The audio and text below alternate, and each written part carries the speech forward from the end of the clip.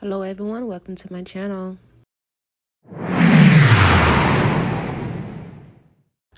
I hope everyone is doing great today. I am just doing what I normally do and work on my candles. So right now I'm gonna be sorry for my voice being a little raspy, but I had to be doing this in the middle of the night while everyone is asleep and I'm trying not to wake no one up. So I'm here getting ready to start making my candles, and right here what you just saw me just do was clean out the jars to kind of get anything that don't belong in the inside of the jars out, so you don't have anything extra laying around, floating around inside of your wax when you put it inside. Here I'm gonna be putting these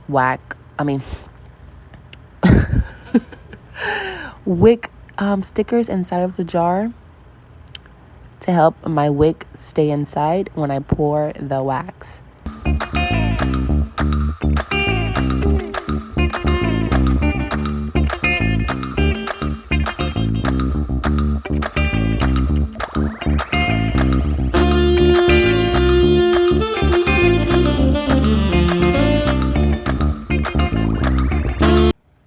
So here, the reason why I got gloves while I am putting the stickers in, because it helps not put fingerprints all over the jar, and you don't have to do all the extra stuff with wiping it down again and over again. But then at some point you're gonna see me snatch them off or take them off, because they get to a point the sticker starts to stick to the glove, and then you can't even the sticker starts to come off. So yeah.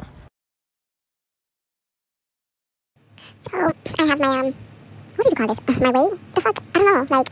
I got my weight. I got my scale. Oh, scale. Okay, so I got my scale here, and I don't even know why it's going to slow motion in this scene right here, but I'm going to fix that in a second. But yeah, I got my scale out because I'm going to be using that to measure my wax and my fragrance oil.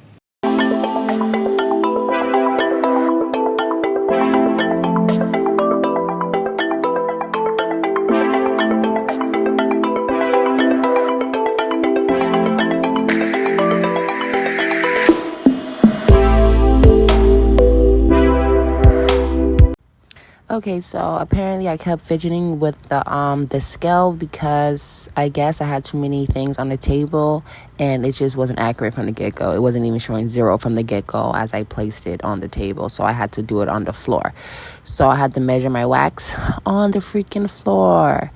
So yes, here we go. You guys see how nice that wax is? I had measured about 818 grams of wax. That's how much you see inside of the jar there. Right now, I'm preparing to get my color in order, like the color I'm going to be adding to my wax.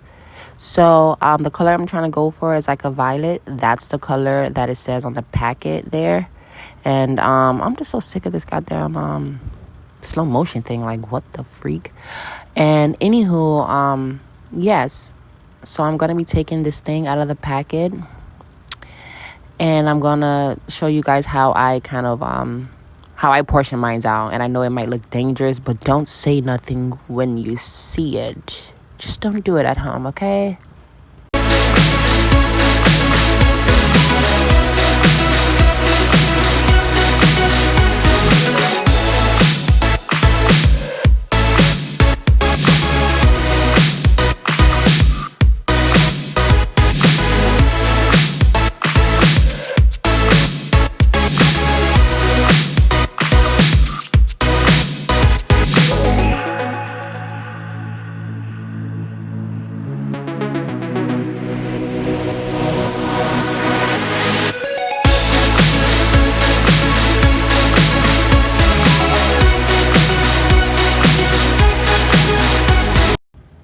Okay, so now I'm starting to add the wick, and at that point when you saw me snatch my glove off, that's when the glove started to stick to the sticker.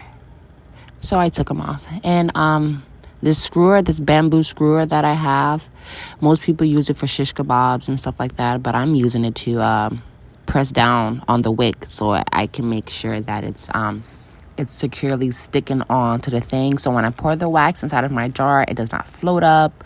The sticker doesn't float up with the wick on it. You know, just all types of things that can happen if you don't make sure your wick is secured inside the jar.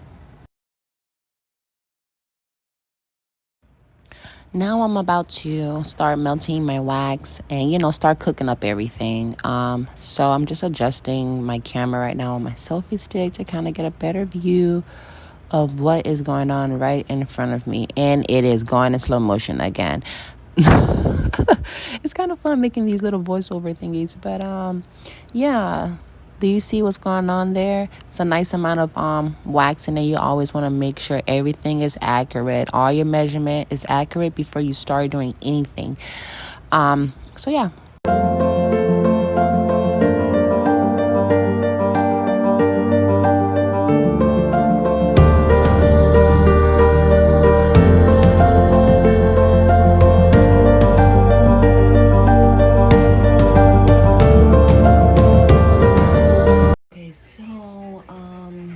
Just got the thing warming up now. It's gonna take a little minute for the wax to melt, but I will get back to it when I'm about to add the color.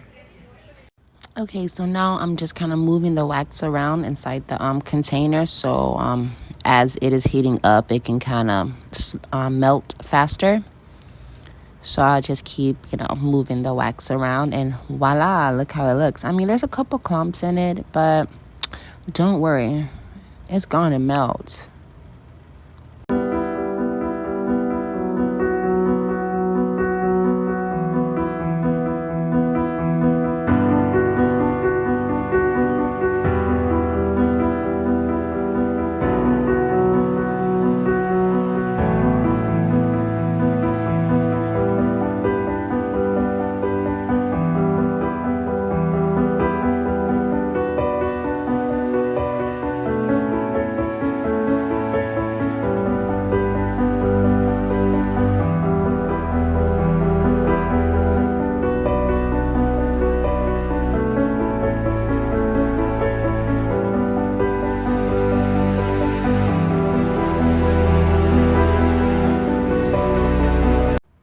As I was taking the temperature, that was me trying to see how hot it was to add in the color. So that's what I just did. I had to wait till it cooled down for a little bit, or wait till it get to the right temperature to add the color in, because you cannot add the color in at any temperature. It has to be at a specific temperature, just like when you add your fragrance into the wax. It has to be at a certain temperature, because you can burn the wax out before you can even get to, really smell it as good as you want to. How are you all liking the color? It probably looks similar to the last one that I made that you guys see on the my short video, but no, it's totally a different color. I think that one was a violet blue, actually. This is just straight violet. And mind you, the more color you put inside, the darker it would be. So I only put like a couple pieces of shavings inside of there, of the color block dye for the wax. I'm gonna put like a couple pieces in there, so it might not come out that dark. So I'm just testing out everything. And here, when I'm here checking the temperature of the color, this is when I'm going to add my fragrance oil in. I add my fragrance oil inside of my wax between 150 and 170 degrees Fahrenheit. You don't want to have the wax too hot. Like I said, you can burn the fragrance oil out, and you could barely smell the fragrance when you light it up. So it's best to always make sure that it's not too hot, but hot enough to mix in well with the wax. Also, and another thing, when you add in your fragrance oil inside of your wax, you want to always stir it for 3 to 4 minutes to make sure it's in there good enough.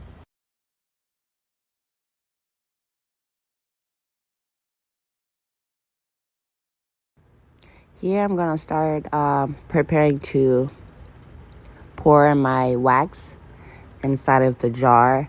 I didn't put the wick holders on it right now. I'm going to do it after, because sometimes when I have the wick holder on it, I tend to waste some of the wax on top of it. And then that can kind of take away from your measurement of the wax as well, you know? So I just like, well, let me just put it on after I pour the wax in so I can get, make sure everything is in there all the way. So I'm going to be going back and forth and putting some in each jar, in each candle jar, because I want to make sure that I'm putting the same amount of wax in the jar. And mind you, I'm making a 4 batch, but I'm doing 2 at a time. So my measurements that I have for these 2 candles are exactly for just 2 16-ounce jar candles.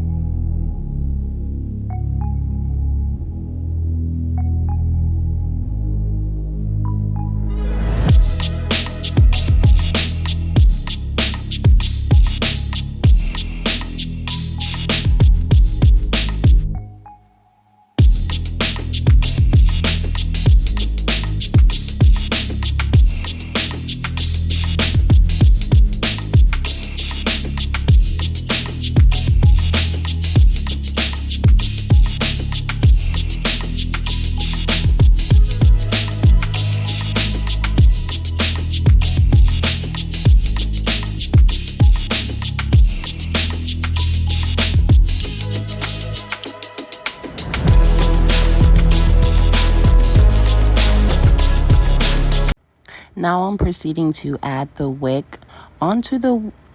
Oh, no. I'm adding the wick holders to the wicks now that I have poured the wax inside of the jar.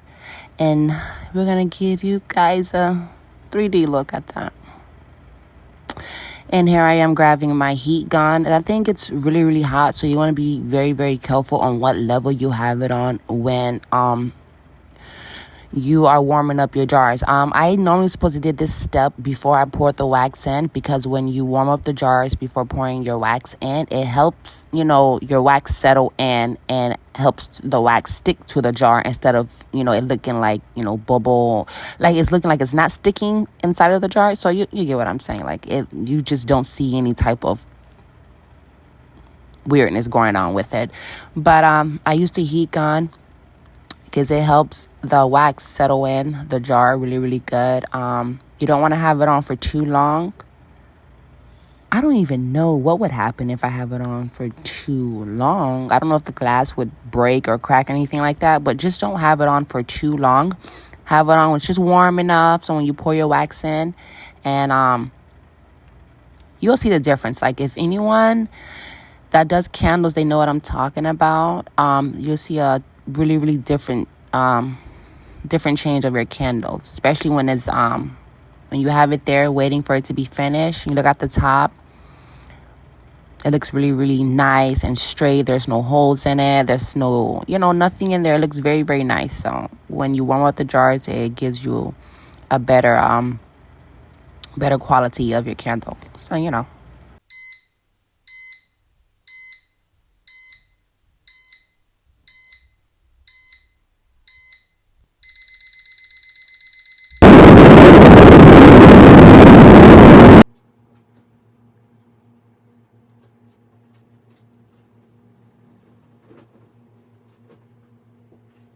if you like what you saw, like, share, and subscribe. Bye-bye.